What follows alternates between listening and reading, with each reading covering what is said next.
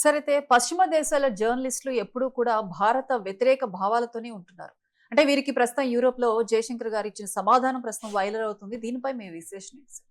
Yes అండి. ఇప్పుడు మనకు తెలుసు మోడీ గారి చేతిలో 2 బుల్లెట్లు ఉంటాయన్నమాట. మోడీ దౌత్య విధానానికి వీళ్ళిద్దరూ 2 కళ్ళు అనమాట. ఒకటి జైశంకర్ విదేశాంగ శాఖ మంత్రి, 2 national security advisor Ajit Doval.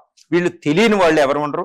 ఇప్పుడు మనకి ఇక్కడ ఫోటోలో కనిపిస్తున్నట్టు జైశంకర్ని వెస్ట్రన్ కంట్రీస్, ముఖ్యంగా స్కాండినేవియన్ కంట్రీస్, ఫిన్లాండ్, రీసెంట్ గా ప్రైమ్ మినిస్టర్ వెళ్తే ఒక జర్నలిస్ట్ కేకలు కూడా వేశారు, దీని మీద చెప్పండి అనుకుంటూ. మనకు తెలుసు వెస్ట్రన్ కంట్రీస్ జర్నలిస్టులు ఆ పేపర్లు ఎలా ఉంటాయంటే ఎప్పుడూ భారత వ్యతిరేకత. భారతదేశం ఆపరేషన్ సింధూర్లో గెలిచిన ఇటు పాకిస్తాన్ గెలిచిందంటారు వాళ్ళు.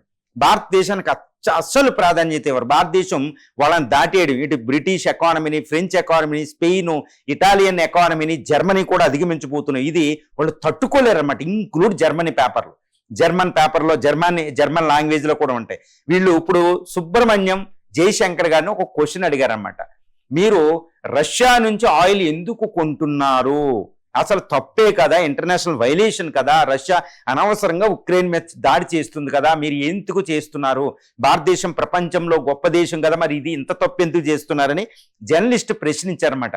దానికి జైశంకర్ గారు ఏం చెప్తున్నారంటే ఒక అద్భుతమైన సమాధానం. ఆయనతో పెట్టుకోకూడదు, ఆయన మోడీ చేతిలో ఉన్న ఒక బుల్లెట్ అనమాట, ఒక పెద్ద మిసైల్. ఎవరో అజిత్ దోవల్, ఈయన అజిత్ దోవల్ గారు చాలా జాగ్రత్తగా డీల్ చేస్తారు. జైశంకర్ గారు అయితే ముఖం మీద మాటను వదిలేస్తారు. ఒక దౌత్యవేత్త అంటే ఆయన గుర్తు పెట్టుకోవాలి, ఇదే ఇండియన్ ఫారిన్ పాలసీ అఫీషియల్, ఆయన ఐఎఫ్ఎస్ అధికారి. ఆయన ఫారిన్ సెక్రటరీగా చేసి రిజైన్ అయిన తర్వాత, పదవి విరమణ తర్వాత ఆయన ఒక ప్రొఫెషనల్ డిప్లొమాట్ని తెచ్చి మోడీ గారు విదేశాంగ శాఖ మంత్రి చేశారు. ఒకప్పుడు పివి గారు మన్మోహన్ సింగ్ని తెచ్చినట్టు విదేశాంగ, ఈయన ఒక సీజనల్ డిప్లొమాట్, ఈయన పొలిటీషియన్ కాదు. ఆయన అంత సూటిగా మాట వదలడం అంటే మరి ఎంత విపత్కర పరిస్థితుల్లో వాళ్ళు ఇబ్బంది పెడుతున్నారు మనం చెప్పొచ్చు.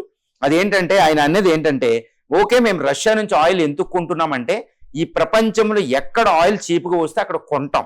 ఎందుకంటే 148 కోట్ల మంది, ప్రపంచంలో 1/5 ఆఫ్ ది పాపులేషన్కి మేము చాలా పావర్టీలో ఉంటాం.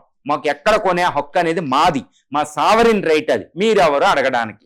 అంతకు ముందు ఒకసారి ఇది సమాధానం చెప్పారు, ఇప్పుడు అది చెప్తున్నారు. ఇప్పుడైతే ఇంకొక ఎత్తు వెళ్ళిపోయేది. ఏమంటున్నారంటే మీరు రష్యా నుంచి ఆయిల్, మీకు ట్రెడిషనల్గా రష్యా నుంచి ఆయిల్ తెచ్చుకుంటారు, రష్యాతో మీకు యుద్ధం వచ్చింది కాబట్టి రష్యా నుంచి మానేసి మేము కొనే చోటకి వెళ్ళి మీరు ఆయిల్ కొంటున్నారు, రేటు పెంచేశారు కాబట్టి మేము రష్యా నుంచి ఆయిల్ కొంటున్నాం. ఇది ఎక్కడ తప్పు అవుతుంది?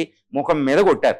రెండోది ఏం చెప్పారంటే, అసలు దీనికి సంబంధం లే, క్వశ్చన్కి సమాధానం లేకుండా వాళ్ళ నోరు మూపించిన విషయం ఏంటంటే, మీరు యూరోప్ అనేది పాకిస్తాన్కి ఆయుధాలు ఇస్తుంది, పాకిస్తాన్ మా మీద ఆయుధాలు, మీ ఆయుధాలు మా భారతదేశం మీద మీరు వాడారు, కానీ మా భారతదేశం ఎప్పుడు, మా భారతదేశం నుంచి ఉన్న ఆయుధాలు ఎప్పుడు యూరోప్ మీద అటాక్ చేయలేదు. మరి ఇది ఎంతటి తప్పండి? కాబట్టి యూరోపే మాకు అన్యాయం చేస్తుంది. మా సావరెంటీ, మా టెరిటోరియల్ ఇంటిగ్రిటీ, మేము ఎప్పుడు యూరోప్కి అన్యాయం చేయలేదు అనేది ఒకటి చెప్పారు. ఒక్కొప్పుడు ఇప్పుడు సందర్భం కాబట్టి చెప్తున్నాను అనమాట. ఈ యొక్క జైశంకర్ గారు ఒక అద్భుతమైన పదాన్ని ఉపయోగించారు యూరోప్కి సంబంధించి, అది కూడా యూరోప్ సాయిల్ మీద నిలబడి, ఆ నేల మీద నిలబడి ఆయన ఏమన్నారంటే ఒక అద్భుతం అనమాట. యూరోప్ ప్రాబ్లమ్స్ ప్రపంచానికి ప్రాబ్లమ్స్. మొదటి ప్రపంచ యుద్ధం యూరోప్లో వస్తే ప్రపంచ యుద్ధమైంది, రెండవ ప్రపంచ యుద్ధం యూరోప్ దేశాల మధ్య వస్తే ప్రపంచ యుద్ధమైంది. ఈసారి మాత్రం Europe problems is no more the problems of the India. మాకు సంబంధం లేదు, మీ ప్రాబ్లమ్స్ మీరే పడండి. మీరు తుమ్మితే ప్రపంచానికి ప్రాబ్లమా? యూరోప్ అంటేనే ప్రపంచమా? యూరోప్ సెంట్రిక్ గా మీరు చూస్తారా? యూరోప్ దృష్టితోనే మీరు ఆలోచిస్తారా? ఆ టైం అయిపోయింది. మీ యూరోప్ కాంటినెంట్కి ఇండియా రేజ్ అయిపోయింది, మేము ఇప్పుడు మేము అస్సలు పట్టించుకోమని ముఖం మీద చెప్పడం జరిగిందండి. సందర్భం కాబట్టి చెప్తున్నా. మళ్ళీ ఈ విధంగా సుబ్రహ్మణ్యం జైశంకర్ మోడీ వదిలిన ఒక పెద్ద బాంబ్ అనమాట, ఒక బుల్లెట్. ఆయన నోట్లోంచి వచ్చే ఒక్కొక్క సమాధానానికి యూరోప్ కంట్రీస్ జర్నలిస్టుల దగ్గర, ఆ డిప్లొమాట్స్ దగ్గర అసలు క్వశ్చన్ ఆన్సర్ కూడా ఉండదండి.